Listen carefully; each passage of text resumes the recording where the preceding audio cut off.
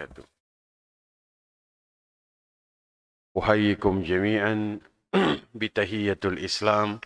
Assalamualaikum warahmatullahi wabarakatuh. Bismillahirrahmanirrahim. Alhamdulillah. Alhamdulillahilladzi la yansa man dzakara. Alhamdulillahilladzi la yudayyi'u man syakara. Alhamdulillahilladzi la yukhayyibu man raja. Alhamdulillahilladzi yajzi bihil ihsani ihsana wa bisabri najata wa ghufrana. Ashhadu an la ilaha illallah wa ashhadu anna Muhammadan abduhu wa rasuluh. Allahumma salli ala sayyidina Muhammad wa ala alihi wa sahbihi wa man tabi'ahum ila yaumiddin. Amma ba'du. Alhamdulillah, kita bertemu kembali pada kesempatan pagi hari ini. Sudah di penghujung bulan Rajab, kalau tidak salah ya, ini sudah 29 Rajab. Berarti tinggal 1 atau 2 hari lagi kita sudah masuk bulan Sya'ban. Sya'ban ini tasya'ub. Tasya'ub ini bercabang. Karena begitu banyak kebaikan yang bisa didapatkan seseorang dari bulan Sya'ban. Tidak terasa kita sudah hampir masuk bulan Ramadan. Al-waqti kas-saif. Waktu itu seperti pedang. Kalau seseorang tidak bisa memanage waktu dengan baik, maka dia merugi. Semoga kita bisa mengisi waktu dengan ketaatan, dengan ibadah, dengan beramal, sehingga kita tidak termudaratkan oleh waktu. Amin ya rabbal alamin. Nah, pada pagi hari ini kita akan kembali melanjutkan kajian fikih muamalah kita, masih dalam bab hutang piutang. Hutang piutang ini akan selesai dalam beberapa pertemuan. Ya, lagi-lagi begitu banyaknya permasalahan yang muncul dari hutang piutang, maka kita diperintahkan untuk menyikapi dengan baik bab hutang piutang ini. Nah, untuk membuka kajian kita pada pagi hari ini, saya ingin menyampaikan satu riwayat. Ya. Satu riwayat ketika Rasul sallallahu alaihi wasallam bertanya kepada Abu Bakar, "Ya Abu Bakar, ma ukhrijuka?" Apa yang membuat dirimu keluar pada pagi hari ini? Pada hari ini. Ana ju' ya Rasulullah. Saya lapar ya Rasul. Kata Nabi, wallahi ma yukhrijunani illa alladhi ma ukhrijuka. Saya juga keluar pada hari ini dengan alasan sebagaimana engkau katakan. Saya juga lapar pada hari ini. Rasul bertanya kepada Umar ibn al-Khattab, ma ukhrijuka ya Umar? Apa yang membuat dirimu keluar pada hari ini ya Umar? Ana ju' ya Rasulullah. Saya lapar ya Rasul. Maka 3 manusia terbaik yang berjalan di atas muka bumi keluar dari rumahnya pada hari itu karena dunia mereka tidak cukup untuk memenuhi kebutuhan mereka pada hari itu.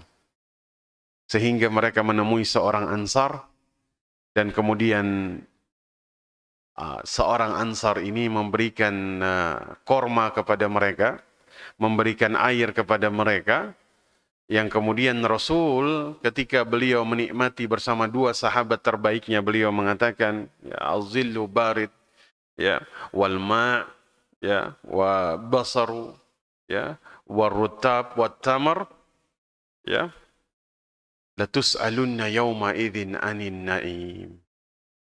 Tempat bernaung yang teduh, rumah, ya, air yang kita minum, ya, korma, rutab atau tamar, semuanya akan dimintakan pertanggungjawaban oleh Allah Subhanahu wa taala kelak di akhirat. Kalau Rasul keluar pada hari itu bersama 2 sahabat yang terbaiknya karena lapar. Dan semua yang mereka konsumsi pada hari itu karena lapar ini kemudian akan dimintakan pertanggungjawaban oleh Allah Subhanahu wa taala. maka bagaimana dengan hajat yang kemudian menjadi alasan kita yang membuat kita keluar dari rumah kita setiap hari? Apakah alasan kita keluar dari rumah untuk mencari rezeki sama dengan alasan Rasul dan para sahabatnya? Karena lapar? Mungkin karena hajat yang sudah di luar kebutuhan kita. Ya, mungkin untuk memenuhi keinginan kita yang tidak terbatas oleh dunia. Ya. Maka semoga apa yang kita bahas pada hari ini semakin menyadarkan kita Bapak Ibu sekalian bahwasanya dunia ini hanya sementara. Sebagaimana nasihat beliau kepada Abdullah ibnu Abbas radhiyallahu anhuma, kun fid dunya ka'annaka gharib au abirus sabil. Hidup di dunia seakan-akan engkau ini orang asing yang hadir di dunia sekedar hanya menyeberangi jalan saja. Ya. Semoga Allah Subhanahu wa taala merahmati kita. Amin ya rabbal alamin. Hari ini kita lanjut kajian kita tentang hutang piutang. Kita sudah sampai pada bab menghadapi hutang macet, belum kan ya? Belum ya? Menghadapi hutang yang kemudian bermasalah. Apa yang harus kita lakukan, ya. File 2 pertemuan kemarin belum saya bagi sepertinya. Nanti saya kirim setelah pertemuan ketiga ini, saya kirim yang 1, 2, 3. Ya. Lagi-lagi ilmu itu harus dicatat. Ya. Kalau tidak dicatat dia hilang. Ya. Nah, Nabi SAW mengatakan dalam sebuah riwayat yang diriwayatkan oleh Imam Ahmad, la tukhifu anfusakum ba'da aminha. Jangan kalian menakut-nakuti diri kalian setelah kemudian kalian mendapatkan rasa aman. Jangan menakut-nakuti diri kalian setelah kalian mendapatkan rasa aman. Qalu, kemudian sahabat bertanya kepada Rasul sallallahu alaihi wasallam, "Wa madzaka ya Rasulullah?" Apa itu ya Rasulullah? Sesuatu yang menakut-nakuti diri kita ketika kemudian kita sudah merasa aman. Qala ad-dain, hutang. Berarti hutang ini menakut-nakuti diri seseorang. Ya, jelas. Kita dilahirkan ke dunia ini dalam keadaan fitrahnya aman. Tidak terganggu oleh perkara dan tuntutan apapun. Maka kata Rasul, rasa aman yang kemudian Allah anugerahkan kepada kalian, jangan kemudian kalian buat dengan sesuatu yang membuat kalian itu merasa takut. Ya, yaitu hutang. Nah, kita lihat. Dalam berbagai keadaan dalam masalah hutang piutang ini, terkadang kita bertemu, ya, atau kita justru yang berada di posisi ini. Ada satu posisi yaitu seseorang tidak mampu bayar hutang. Ya, yang kalau saya tanya kepada Bapak Ibu sekalian, apakah antum pernah berada pada posisi ini? Pernah? Posisi tidak mampu bayar hutang. Pernah atau tidak? Jangan ragu Pak, nggak apa-apa. Pernah atau tidak? Pernah. Nah, kita semuanya pasti pernah berada pada posisi tidak mampu bayar hutang. Ada seseorang yang berada pada posisi tidak mampu bayar hutang, tapi dengan sengaja tidak sengaja membayar. Nah, sekarang pertanyaannya, kita pernah nggak berada pada posisi mampu bayar hutang, tapi dengan sengaja tidak bayar? Pernah, baik. Tidak apa-apa, kan hari ini kita belajar ya, agar kita kemudian tidak ada pada situasi itu lagi. Mampu bayar hutang tapi sengaja tidak mau bayar, dalam Islam dikategorikan sebagai zalim. Sebagai zalim. Dari Abu Hurairah, Rasul sallallahu alaihi wasallam bersabda, "Matlul ghaniyyu zulmun." Ya. Menunda pelunasan hutang dari seseorang yang sebenarnya mampu melunasi hutang, maka dia dikatakan zalim. Ya. Maka kemudian dalam syarah Sahih Muslim, Imam Nawawi mengatakan, yang dimaksud orang yang mampu adalah dia itu memungkinkan untuk membayar hutangnya. Ya. Tapi kemudian dengan sengaja dia menunda, dengan sengaja dia tidak kemudian melaksanakan kewajibannya, maka kemudian dikatakan dia zalim. Ya. Kalau zalim ini kan az-zulmu. Az-zulmu ini meletakkan sesuatu tidak pada tempatnya. Ya, ini dalam kitab Lisanul Arab. Zalim, az-zulmu berarti meletakkan sesuatu tidak pada tempatnya. Lagi-lagi dalam kehidupan itu, kita punya pilihan untuk kemudian menempati posisi yang mana. Ya. Ada adil, ada muhsin di atas adil, di bawah adil ada zalim. Ya, jadi adil ini ada di pertengahan, Pak. Ya. Di atas adil ada muhsin. Siapa itu muhsin? Orang yang muhsin ini orang yang kemudian melaksanakan kewajibannya melebihi haknya. Ya. Orang yang adil, orang yang seimbang melaksanakan kewajiban dan haknya. Orang yang zalim, orang yang kemudian lebih banyak mengambil haknya ketimbang melaksanakan kewajibannya. Muhsin, adil, zalim. Jadi ternyata orang yang sengaja menunda membayarkan hutangnya, dia ada pada posisi yang paling bawah yang disebut zalim. Dia meletakkan sesuatu tidak pada tempatnya. Kalau dia letakkan pada tempatnya, maka dia dikatakan adil. Dia letakkan tidak pada tempatnya, dia dikatakan zalim. Kalau dia diletakkan di atas adil, maka dia jadi orang yang muhsin. Ya, taib. Nah, maka kemudian Imam Al-Jurjani mengatakan bahwasanya zalim adalah seseorang masuk ke dalam koridor kebatilan. Ya. Dan ini disebut maksiat. Ya. Maka kemudian tidak seorang pun dari kita itu kemudian ingin dikatakan sebagai seseorang yang bermaksiat. Ya. Kita kemudian ingin terus berada dalam koridor ketaatan. Ya. Maka kemudian ketika seseorang mampu membayarkan hutangnya, tapi kemudian dia sengaja menunda membayarkan hutangnya, maka dia disebut sebagai zalim. Ya. Maka kemudian dalam surat Hud, ya, Allah Subhanahu wa taala berfirman, "Ala la'natullahi 'alal zalimin." Ingatlah, laknat Allah itu ditimpakan kepada orang-orang yang berbuat zalim. Ya. Maka jangan dianggap sepele Bapak Ibu sekalian, ya. Ketika kemudian kita berada pada keadaan mampu bayar hutang, tapi kemudian sengaja kita tunda. Atau sengaja kita tidak mau bayar. Ya.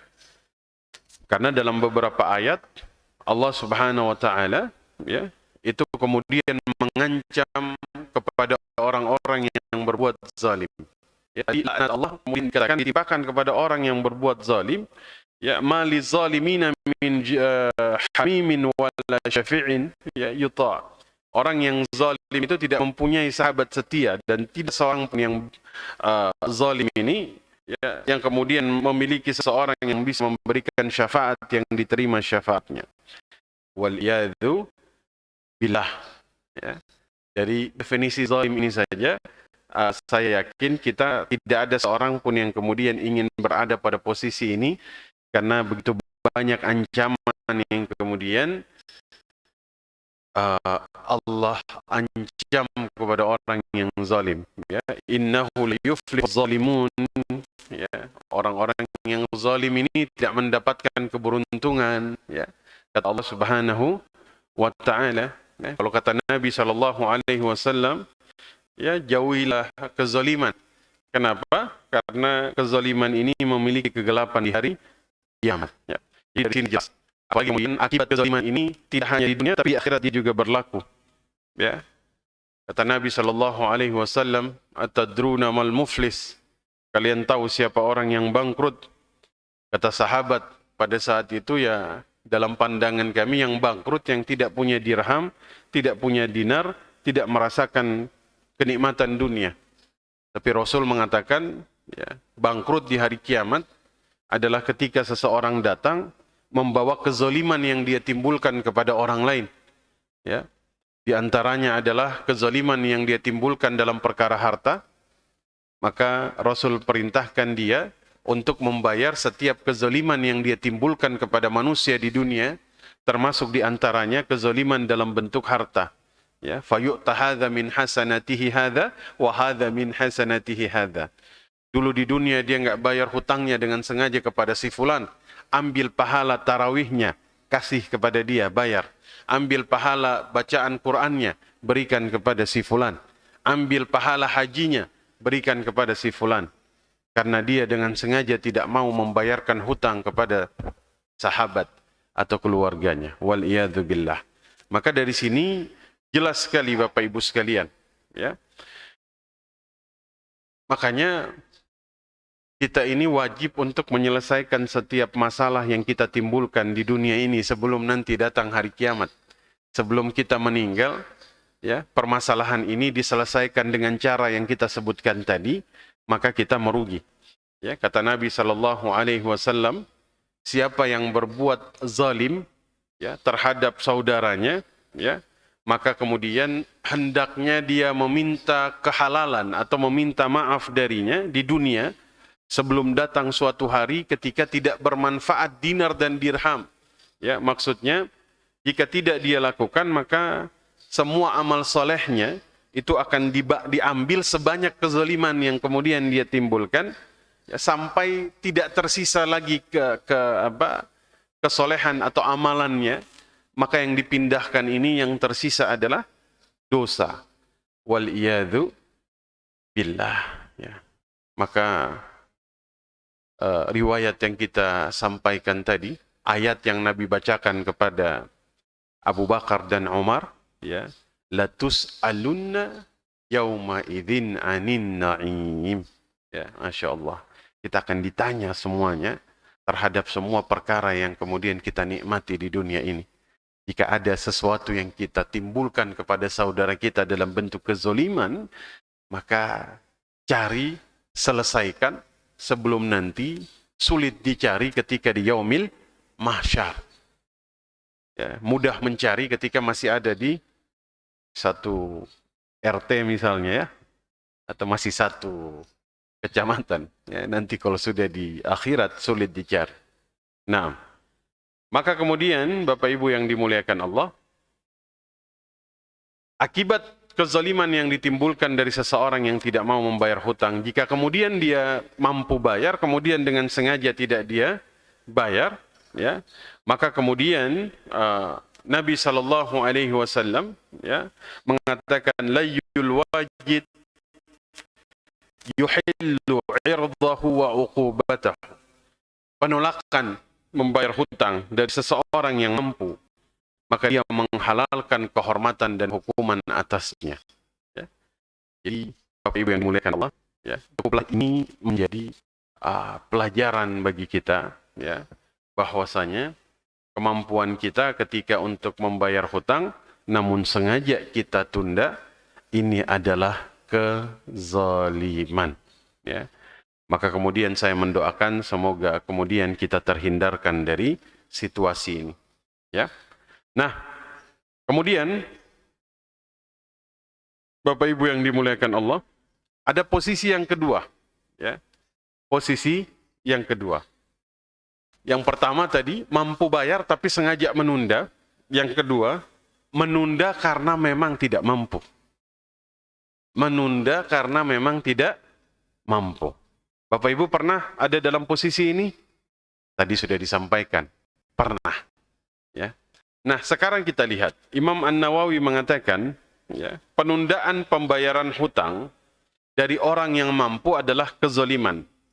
Sementara penundaan dari orang yang tidak mampu bukan termasuk kezaliman. Ingat, jika dia menunda karena dia tidak mampu, ini tidak termasuk kezaliman. Ya. Maka kemudian seseorang yang tidak mampu membayar hutang karena memang dia tidak mampu, maka dia tidak dihukumi sebagai seseorang yang zalim. Ya, tidak termasuk. Ya. Kata Imam Asy-Syafi'i dalam kitabnya Al-Um, ya, Allah itu tidak memberikan celah bagi orang yang kemudian kesulitan membayar hutang sampai dia mampu. Kata Imam Syafi'i, Rasul juga tidak memberikan predikat zalim pada seseorang yang menunda pembayaran hutang, kecuali bagi yang mampu. Karena itu, ketika kemudian seseorang berada dalam kesulitan, tidak boleh kemudian didesak, tapi harus diberikan kemudahan. Maka di sini kita belajar bagaimana kemudian Islam mengajarkan kepada kita, jika kita menghadapi orang yang tidak mampu bayar hutang. Atau istilahnya apa istilah kita? Hutangnya macet, begitu? Ya.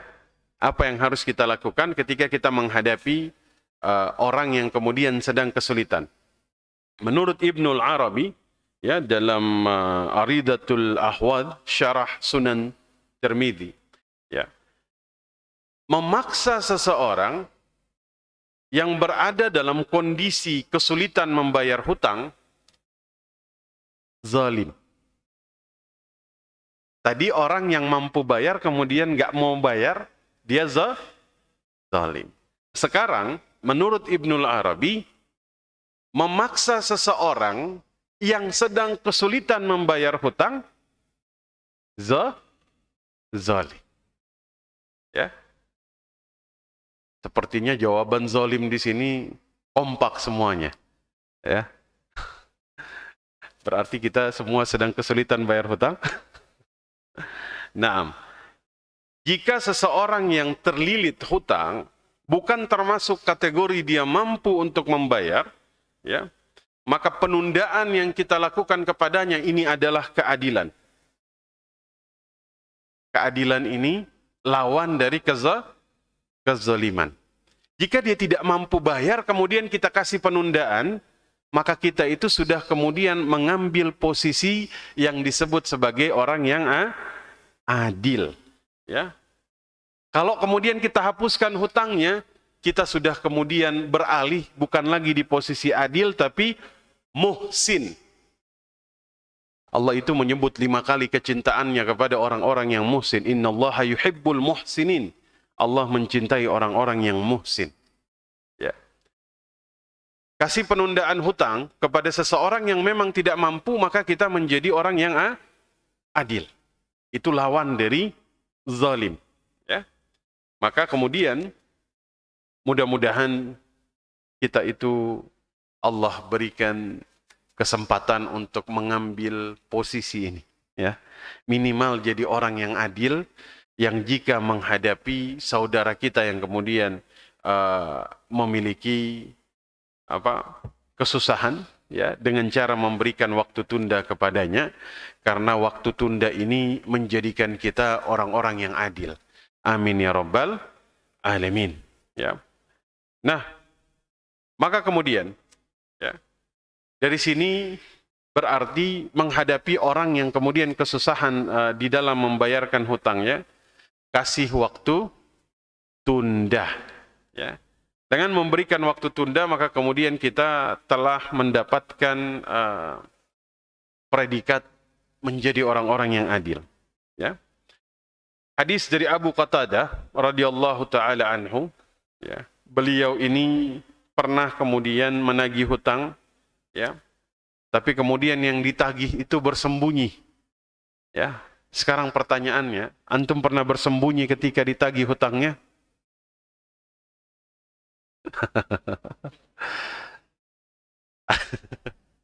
Ada yang pernah ngumpet di sini ketika ditagih hutangnya? Ya, ngumpet-ngumpet dikit pernah lah Ustadz, gitu kan? Ketika mau ketemu di jalan, dia belok. Maka kemudian kata Abu Qatadah, beliau ini pernah menagih hutang dari seseorang yang terus bersembunyi untuk kemudian bertemu dengannya. Ketika ketemu, dia mengatakan kepada Abu Qatadah, saya sedang kesusahan, katanya. Betul, kata Abu Qatadah, kamu sedang susah? Ya, demi Allah. Ya. Jadi memang tipikal mereka dulu, ketika seseorang sudah bersumpah atas nama Allah, maka tidak boleh lagi ditekan. Ketika dia sudah bersumpah atas nama Allah, maka sudah tidak boleh lagi orang tersebut ditekan, karena dia sudah bersumpah atas nama Allah. Ya. Kalau zaman sekarang sumpahnya wallahu a'lam. Ketika dia bersumpah demi Allah saya sedang kesusahan, maka kemudian Abu Qatadah pada saat itu mengatakan, aku pernah mendengar bahwa Rasulullah sallallahu alaihi wasallam bersabda, man sarrahu an yunjiyahu Allahu min kurabi yaumil qiyamah falyunaffis an mu'sirin aw yada' anhu. Saya pernah dengar bahwa Rasul itu bersabda, sesiapa yang hendak diselamatkan dari berbagai kesusahan hari kiamat, hendaknya dia memberikan keringanan bagi orang yang kesulitan membayar hutang atau memutihkannya. Dibebaskan dari kesusahan di hari kiamat. Dalam hadis yang lain Nabi katakan, barang siapa menghilangkan kesusahan saudaranya, Allah hilangkan kesusahannya di hari kiamat, di akhirat. Kenapa Nabi nggak bilang kesusahan di dunia, Bapak Ibu? Kenapa Nabi sebut kesusahan di hari kiamat? Karena Nabi tahu kita ini masih bisa menghadapi musibah dunia, tapi tidak akan sanggup menghadapi musibah akhirat. Maka kemudian Nabi mengatakan, barang siapa yang kemudian menghilangkan kesusahan saudaranya, di antaranya adalah memberi keringanan bagi orang yang kemudian susah membayar hutang, ya, maka kemudian ya Allah Subhanahu wa taala akan membebaskan dia dari berbagai kesusahan nanti di hari kiamat atau di akhirat. Ya. Bapak Ibu, jika kemudian antum menghadapi orang yang sulit bayar hutang, maka ambil kesempatan terbaik kasih keringanan buat dia, karena kita tahu bahwa kita ini banyak dosa dan kita akan menghadapi kesusahan di hari kiamat. Dan Nabi mengatakan orang yang meringankan saudaranya akan kemudian diringankan kesusahannya nanti di akhirat. Amin ya rabbal alamin. Nah, orang yang meringankan, memberi waktu tunda kepada saudaranya yang berhutang, ya, itu dinilai sebagai sedekah. Ya. Hadis dari Buraidah radhiyallahu anhu, suatu saat Nabi itu menjelaskan tentang keutamaan memberi waktu tunda pelunasan hutang. Jadi beliau itu menjelaskan dalam beberapa tahap. Ya, ada beberapa tahap ketika beliau menjelaskan kemuliaan yang didapatkan seseorang yang memberikan waktu tunda. 1. Man anzara mu'siran falahu bikulli yaumin mithlihi sadaqah. Siapa yang memberikan waktu tunda dalam pembayaran hutang, maka setiap hari baginya pahala senilai apa yang dia hutangkan. Ini sudah pernah saya sampaikan. Ada orang hutang 1 juta, kita kasih waktu tunda 1 minggu, berarti kita dapat pahala sedekah selama 7 hari 1 juta. Ada orang hutang 5 juta, kita kasih waktu tunda 1 minggu, maka kita dapat pahala bersedekah 5 juta setiap hari selama 1 minggu. Masya Allah. Yang ini sulit dilakukan kalau dalam keadaan normal, Bapak Ibu sekalian. Benar nggak? Kalau dalam keadaan normal, tidak dalam keadaan hutang piutang. Antum istiqomah sedekah 1 juta setiap hari? Atau 5 juta antum sedekah selama 1 bulan, 30 hari, tanpa terputus sedikit pun. Dalam keadaan normal, bisa diraih? Bisa, tapi sulit. Allah kasih kemudahan. Kita bisa dapat keutamaan itu dengan cara memberikan waktu tunda. Kata Nabi SAW. Dalam kesempatan yang lain, jadi ini bertahap. Beliau katakan, man anzara mu'siran falahu bikulli yaumin mithlaihi sadaqah. Bahkan beliau katakan, ya, jika kemudian dia kasih lagi waktu tunda kepada saudaranya yang berhutang, maka pahala senilai 2 kali hutangnya. senilai dua kali hutangnya. Ya. Kata Buraidah pada saat itu, ya Rasulullah, sebelumnya engkau mengatakan 1 kali hutang, lalu Anda mengatakan sekarang 2 kali hutang. Kemudian Nabi memberikan rincian lagi kepada Buraidah, bikulli yaumin sadaqah qabla an yahillad dain. Setiap hari senilai 1 kali sedekah sebelum kemudian jatuh tempo. Ya. Fa idza halad dain fa anzarahu falahu bikulli yaumin mithlaihi sadaqah. Jika kemudian ketika sudah jatuh tempo lagi, dia kasih waktu tunda lagi, maka kemudian dia dapat sedekah setiap hari senilai 2 kali. Allahu Akbar. Jadi ternyata Rasul ini sangat memahami bahwa hutang ini bisa menjadi sumber masalah. Maka kemudian beliau memberikan ya bagaimana kita menyikapi ini sehingga tidak terjadi permasalahan antara satu dengan yang lain.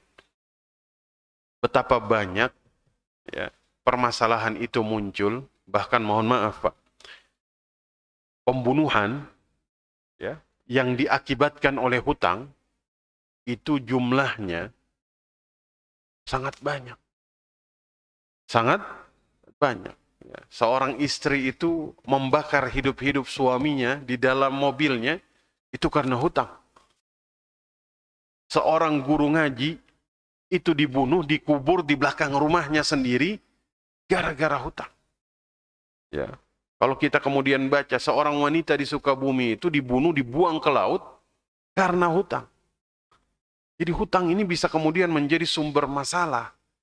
Maka kemudian kenapa dalam Islam itu diajarkan begitu banyak ya, sesuatu yang kemudian harus kita pelajari dalam bab hutang piutang ini di dalam Islam. Sehingga kemudian tidak terjadi benturan-benturan yang kemudian terjadi di tengah masyarakat. Tadi satu. Kasih penundaan kita disebut sebagai orang yang adil. Ketika kita menghadapi seseorang yang sulit bayar hutang. Kedua, seseorang kasih waktu tunda kepada seseorang yang berhutang yang tidak mampu membayar hutang, maka dia dapat pahala sedekah setiap hari. Bahkan 2 kali senilai hutangnya. 3. Kata Nabi SAW dari Abu Hurairah radhiyallahu anhu, Nabi bersabda, "Man anzara mu'siran aw wada'a lahu azallahu Allahu yaumal qiyamah tahta zilli irshihi yauma la zilla illa zilluhu." Siapa yang kasih waktu tunda bagi seseorang yang berhutang atau bahkan memutihkan hutangnya, yang berarti dia menghapus hutang orang yang berhutang tersebut, maka dia mendapat naungan di hari kiamat di bawah naungan arsy Allah Subhanahu wa taala, di mana tidak ada naungan selain naungan Allah Subhanahu wa taala. Masya Allah. Dinaungi oleh naungan Allah. Ya, itu dinaungi oleh naungan Allah. Ada perlindungan yang Allah berikan kepada 7 golongan manusia. Ya. Ya, di antaranya adalah seseorang yang kemudian takut kepada Allah, mengeluarkan air mata karena takut kepada Allah di dunia. Ya. Saya ingat Umar Ibnul Khattab. Umar ini di dalam kitab Imam As-Suyuti dikatakan beliau ini punya bekas di wajahnya itu ada bekas tetesan air mata yang membuat hitam wajahnya itu, ya, di sekitar matanya ini ada warna hitam. Tetesan air mata, karena Umar ini luar biasa. Takutnya kepada Allah ini luar biasa. Ya. Maka musuh-musuhnya pun takut kepadanya, karena dia takut kepada Allah Azza wa Jalla. Masya Allah. Ya. Kalau kita zaman sekarang, ya, karena kita tidak takut lagi kepada Allah, maka kita itu dijadikan bagaikan buih di lautan yang terombang-ambing. Karena kemudian kita sudah tidak takut lagi kepada Allah. Maka di antara naungan yang Allah berikan adalah orang yang memberikan keringanan kepada saudaranya untuk membayar hutang. Ya. Kemudian apalagi yang didapatkan oleh seseorang yang kemudian memberikan kemudahan bagi saudaranya di dalam membayarkan hutang.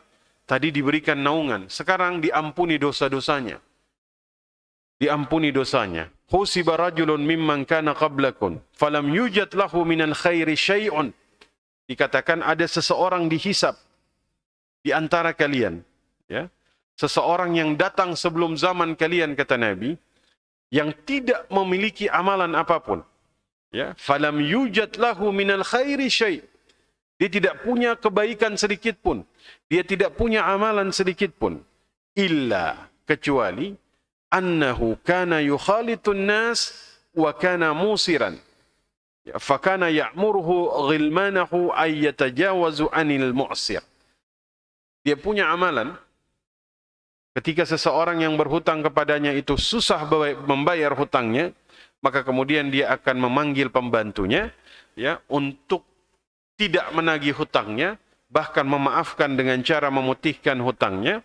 Ya, qala Allah azza wa jalla nahnu ahaqqu bidzalika minhu yatajawazu anhu. Karena dia telah memutihkan hutang orang lain, maka dia diputihkan dosa-dosanya.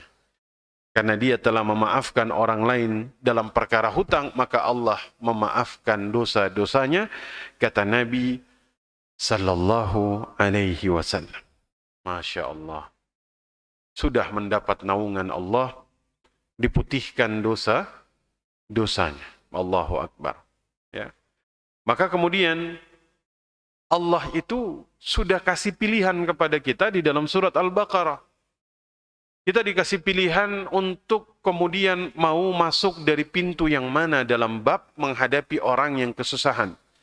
Wa in kana dzu usratin fanaziratun ila maisarah wa an tasaddaqu khairul lakum in kuntum ta'lamun. Jika orang yang berhutang itu susah bayar hutangnya, dia sedang kemudian kesulitan, maka berikan waktu tunda sampai dia mudah. Berikan waktu tunda sampai dia mudah. Kalau kemudian Bapak Ibu masih ragu dengan ucapan Rasul sallallahu alaihi wasallam, maka kita katakan, kita sampaikan hujah Al-Qur'an yang disampaikan langsung oleh Allah Subhanahu wa taala. Kalau dia sulit, kasih waktu sampai dia mudah. Tapi jika kalian sedekahkan, ya, itu lebih baik bagi kalian jika kalian mengetahui. Jadi dua pilihannya menghadapi orang yang sulit bayar hutang. Kata Allah, pilihan pertama, ini hukumnya wajib. Hukumnya wajib, kasih waktu tunda. Pilihan kedua, kalau kalian bisa, putihkan. Itu lebih baik bagi kalian jika kalian mengetahui. Sekarang Bapak Ibu pilih yang mana? Tunda atau hapus? Ini kan pilihan, Pak. Allah kasih pilihan. Ya.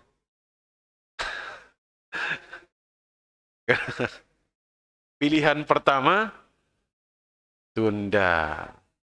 Hukumnya wajib. Pilihan kedua, hapus. Hukumnya sunnah. Kadang-kadang kan kalau dalam amal ibadah kita, sunnah dan wajib lebih berat mana, Pak? Ini kalau dalam ibadah mahdoh kita, lebih sulit mana, wajib atau sunnah? Lebih sulit yang wajib, lebih berat yang wajib.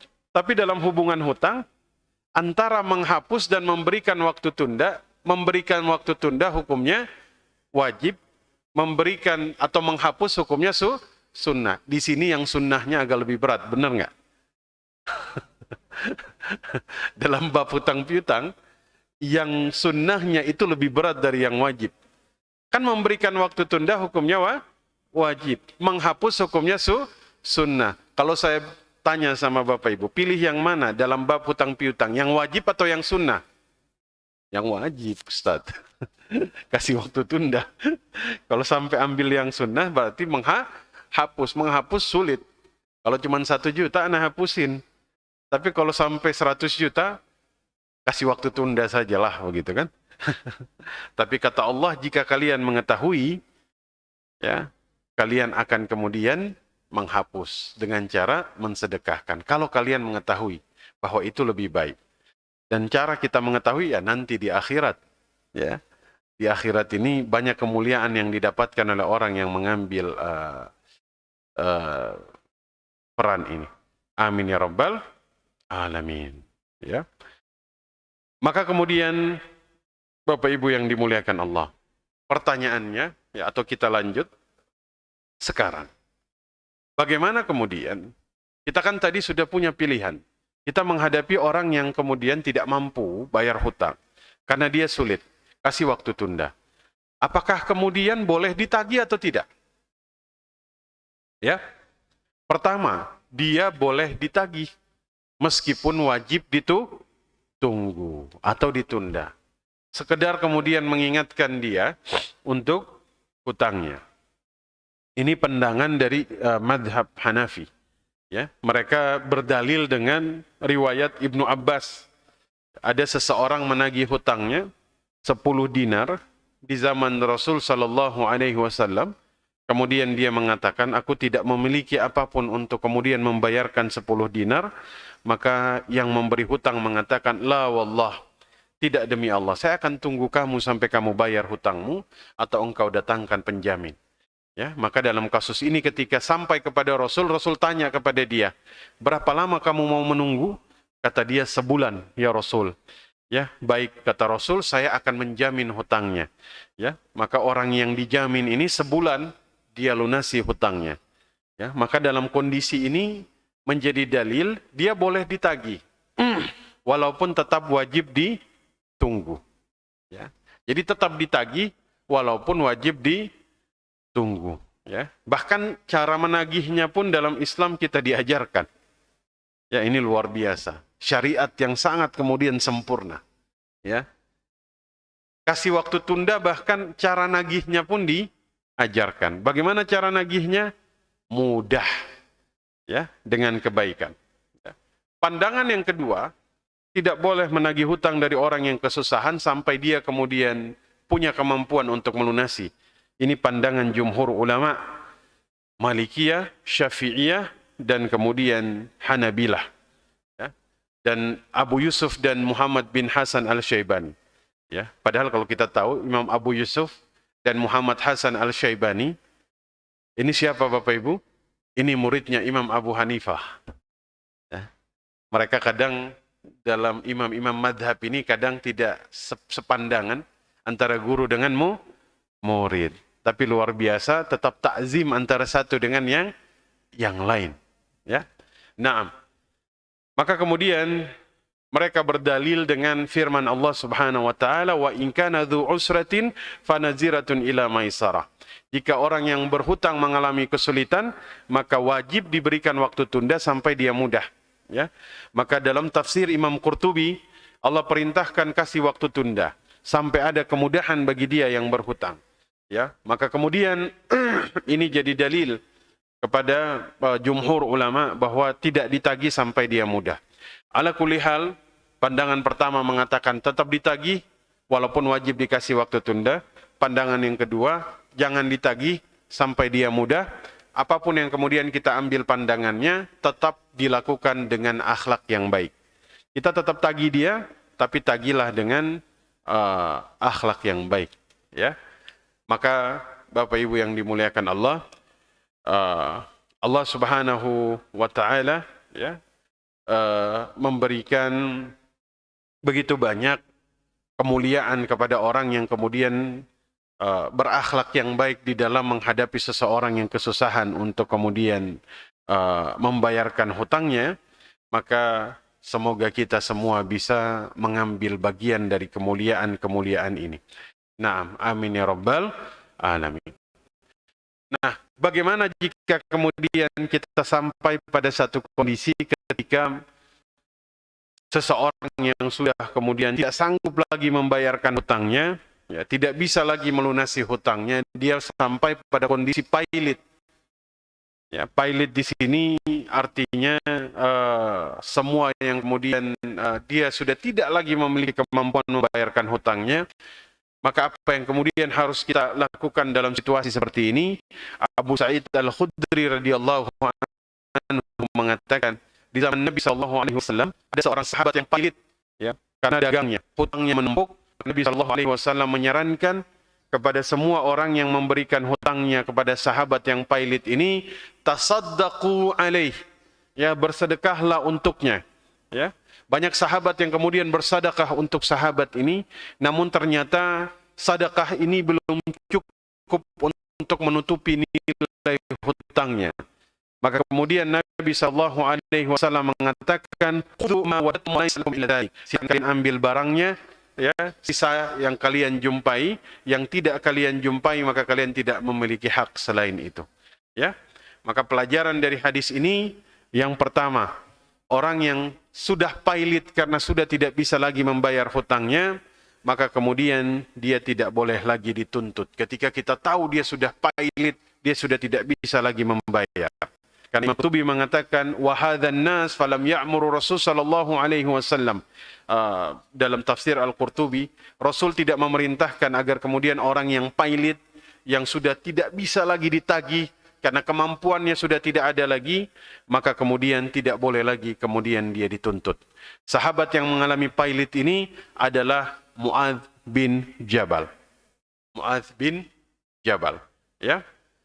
Keterangan yang sama juga kita temukan dalam At-Turuqul Hukmiyah, ya, bahwasanya seseorang yang sudah tidak bisa lagi karena dia pailit, maka dia tidak boleh lagi kemudian dituntut, ya.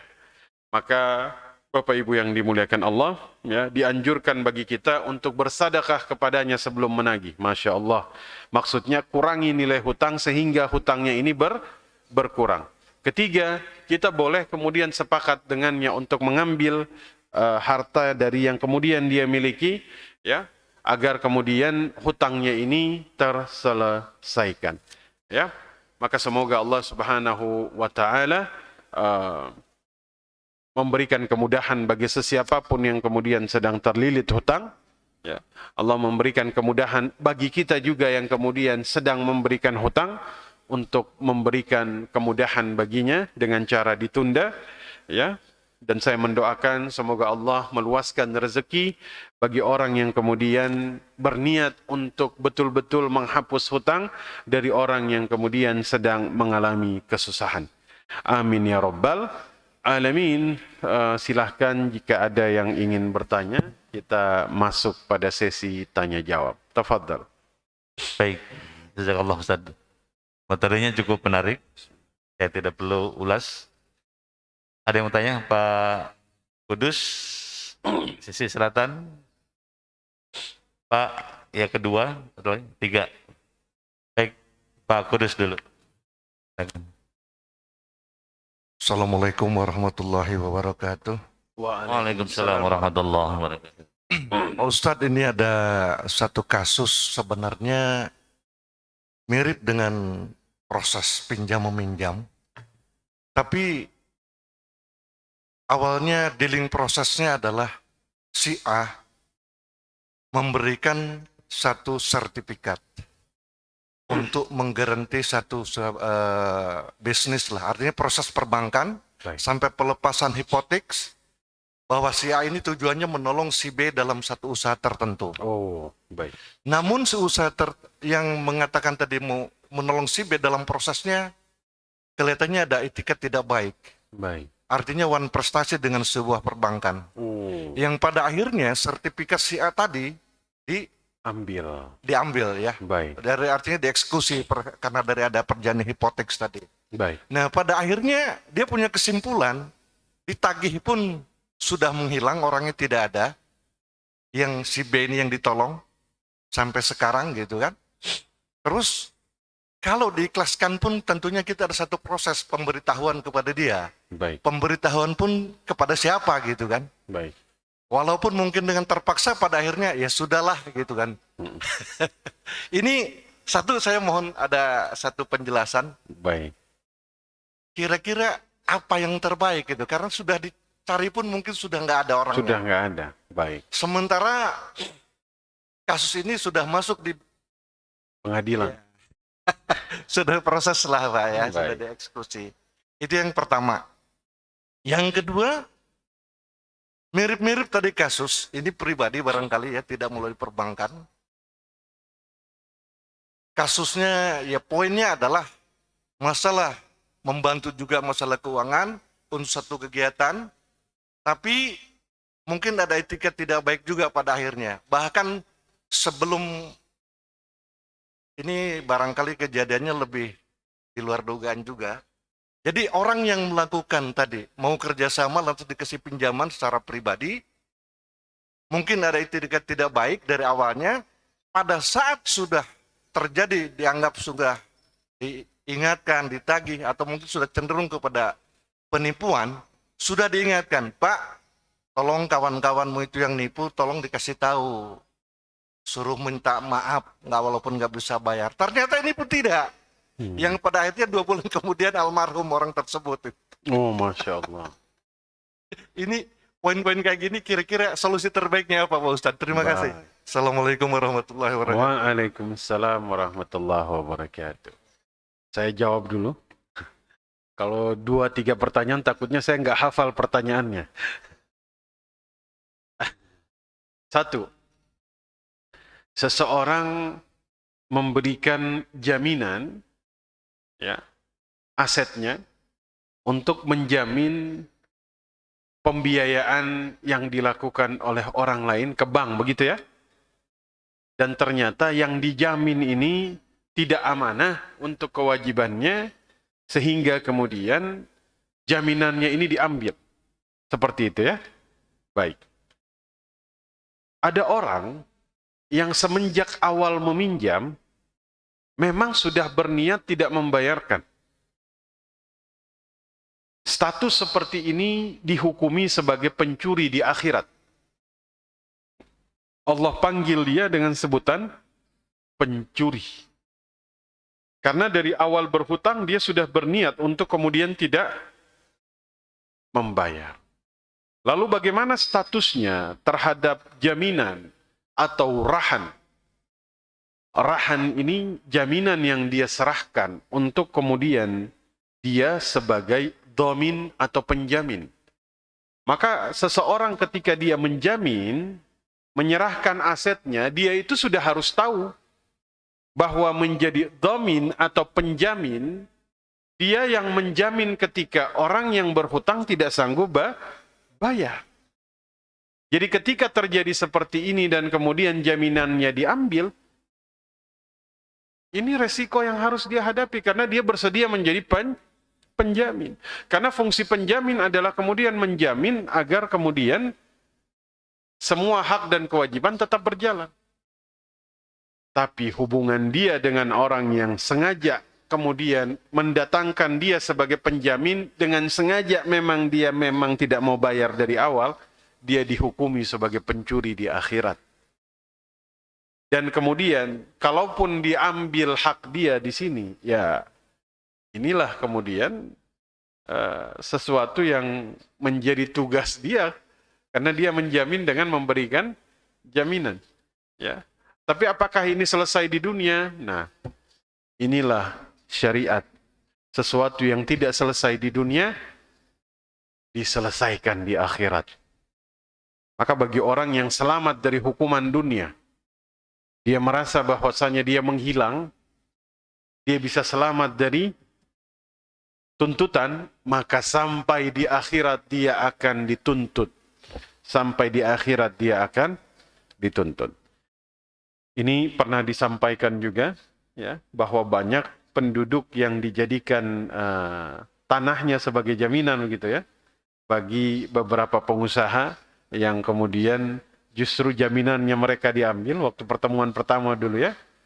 Ini makanya Bapak Ibu kalau ingin jadi penjamin dipastikan dulu orang yang dijamin ini harus orang yang amanah. Ya, orang yang amanah. Ya, maka kalau kemudian dia tidak amanah, maka jangan menjamin. Ya, seperti itu. Itu satu. Yang kedua, ya, dipinjamkan untuk kemudian melakukan satu kegiatan, tapi ada indikasi dia tidak mau membayar. Nah, di sini tidak mau membayar sengaja atau memang sulit bayar? Sengaja. Dua-duanya. Kalau lihat dari modus bisnisnya, dia sengaja ya. Maka kemudian, jika kita bertemu dengan orang yang sengaja tidak mau membayarkan hutangnya, ya wajib kita ingatkan dia. Bahwasanya seseorang yang sengaja menunda padahal dia mampu, maka dia zalim. Kezaliman ini membuat seseorang itu tidak mendapatkan keberuntungan di dunia maupun di akhirat. Dan katanya orangnya sudah meninggal dunia, Pak ya? Oh, minta maaf pun dia nggak mau. Kalau pertanyaannya, Bapak maafin dia atau tidak? Bapak maafin atau tidak? Insya Allah. Artinya, apapun itu, semuanya tetap akan diselesaikan di akhirat. Artinya, semua yang dia timbulkan dari kezaliman yang dia lakukan kepada Bapak, tetap akan Allah perhitungkan nanti di akhirat. Tapi lagi-lagi pilihan ada di kita. Jika kita kemudian memaafkan, maka semoga Allah memaafkan dosa-dosa kita. Karena kita pun banyak dosa, saya banyak dosa. Ya. Semoga Allah memberikan keluasan hati. Karena tidak mudah juga ya. Ketika kita dalam posisi seperti ini, saya katakan tidak mudah. Ketika kita berada pada posisi kita ditipu oleh seseorang kan, ya. Ini luar biasa, butuh keluasan hati untuk kemudian sampai pada keridaan, sampai pada keikhlasan untuk betul-betul kita mengikhlaskan. Apalagi kemudian yang berhutang pun tidak mau untuk sekedar meminta maaf tadi kan, untuk sekedar minta diikhlaskan. Ya, nah ini kan cukup kemudian sulit. Tapi mudah-mudahan Allah mudahkan semuanya. Ya, amin ya rabbal alamin. Allahu alam. Ya, baik. Selanjutnya yang kedua. Ini Mas yang kedua. Ini. Oh, silakan. Assalamualaikum warahmatullahi wabarakatuh. Waalaikumsalam. Saya ingin bertanya tentang hutang orang tua kepada anak gitu. Oh, Masya Allah. Hutang itu bukan karena lapar, tapi dengan maksud untuk renovasi rumah ya gitu ya. Rumah. Kemudian yang saya pernah dengar bahwa misalnya harta anak adalah harta orang tua gitu. Baik. Kemudian pertanyaannya adalah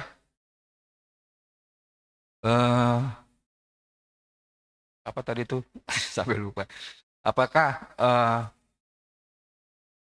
masuk taat kepada orang tua, pahala taat kepada orang tua, anak sebagai taat kepada orang tua, atau pahala sebagai muhsin?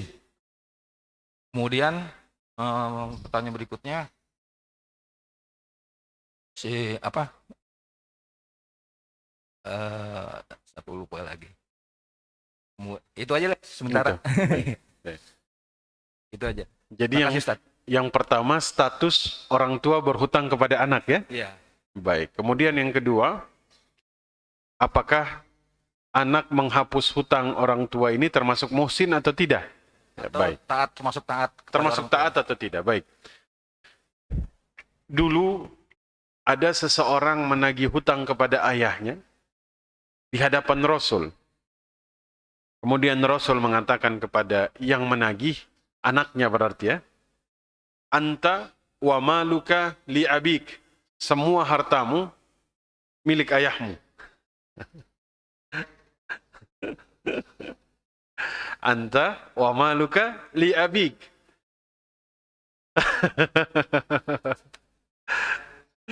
Ya. Nah sekarang, jadi memang harus diperhatikan benar-benar. Ya.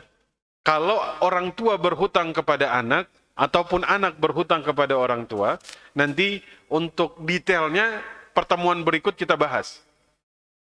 Tapi saya jawab sedikit. Jika orang tua berhutang kepada anak, yang kemudian hutangnya ini untuk kebutuhan nafkah dia, maka orang tua tidak wajib bayar. Kenapa? Karena nafkah orang tua wajib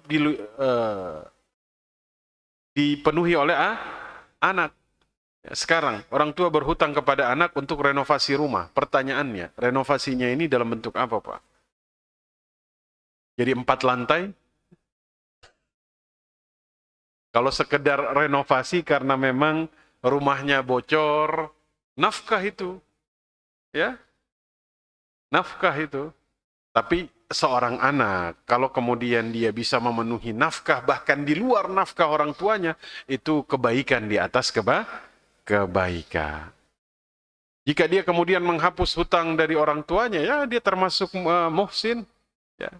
Maka semoga dia mendapatkan kebaikan. Ya, amin ya rabbal alamin. Ya, insyaallah nanti kita bahas pertemuan depan. Ini menarik. Sudah masuk hutang piutang antar keluarga. Hutang suami ke istri, hutang istri ke suami, hutang adik ke kakak, hutang kakak ke adik, hutang ke orang tua, hutang orang tua ke anak. Nah, ini seperti apa insyaallah bulan depan kita bahas. Ini pertemuan bulan depan sudah masuk Ramadan atau belum nih? Belum, insyaallah. Oh, belum ya? Insyaallah Ramadannya hari Selasa. Oh, hari Selasa. Oh, Masya Allah. Berarti pertemuan depan nih 2 hari Ramadan ya? Iya, betul. Masya Allah. Mudah-mudahan dipanjangkan usianya. Amin ya Rabbal alamin. Ya, karena bulan depan itu 2 hari lagi Ramadan ya. Berarti insya Allah bulan depan saya masih bisa minum lah ya. Baik, insyaallah. Selanjutnya, yang Selanjutnya ketiga. silakan. Singkat saja. Bismillahirrahmanirrahim. Assalamualaikum warahmatullahi wabarakatuh. Waalaikumsalam. Nama saya Toto Pak Ustadz. Ini menarik mengenai hutang ini. Nah, yang ingin saya tanyakan, menurut pandangan agama, apakah hutang yang diperbolehkan hanya sebatas untuk kebutuhan primer? Baik. Bagaimana untuk sekunder dan sebagainya? Baik. Yang pertama. Yang kedua, sebagai seorang karyawan biasanya mengandalkan gaji untuk pembiayaan masalah rumah. Karena kita nggak bisa ngumpulin, kita tetap harus bermitra dengan bank. Baik. Pada saat ijab kabul, biasanya ada klausul bahwa seandainya yang berhutang ini tidak ada umur, maka dihapuskan. Baik. Nah, menurut pandangan agama, apakah yang berhutang tadi memang terbebas dari hutang tadi? Baik. Kalau boleh yang ketiga Pak Ustadz, mengacu kepada Mu'ad bin Jabal, ada kalanya perusahaan itu mungkin sengaja dia tidak bisa membayar hutangnya sehingga diajukan pilot kepada pengadilan. Apakah ini kategorinya termasuk zalim? Terima kasih. Syukran. 1. Hutang apakah hanya boleh pada perkara primer saja? Hutang ini hukumnya mubah. Boleh. Boleh. Tapi kemudian Rasul itu sendiri tidak berhutang untuk yang sekunder. Artinya kita mengambil contoh dari Rasul, beliau berhutang untuk primer. Apa itu? Memberi makan diri dan keluarganya. Beliau memang punya 2 pilihan di sini. Tinggal bilang kesusahannya, sahabat-sahabatnya akan berlomba-lomba untuk menjadi orang yang menghilangkan kesusahannya. Kan beliau bilang, barang siapa menghilangkan kesusahan seorang muslim, maka Allah akan menghilangkan kesusahannya di hari kiamat. Apalagi kesusahannya Rasul. Maka semuanya akan berlomba-lomba menjadi orang yang menghilangkan kesusahan Rasul. Tapi beliau menjaga dirinya dari menceritakan kesusahannya kepada orang lain. Ya, beliau menyelesaikannya dengan cara berhutang, menggadaikan baju besinya kepada seorang Yahudi pada saat itu. Maka boleh, tapi dipastikan bahwa hutang ini untuk yang betul-betul kebutuhan darurat kita. Untuk yang primer. Boleh untuk sekunder, boleh jika kita kemudian yakin bahwa kita bisa menyelesaikan hutang tersebut. Ya, nah, kemudian berhutang untuk beli rumah misalnya. Rumah ini kebutuhan darurat atau sekunder, Pak? Rumah. Sekunder atau primer? Nah, nanti kita bahas fikih darurat di sini. Ada namanya fikih darurat.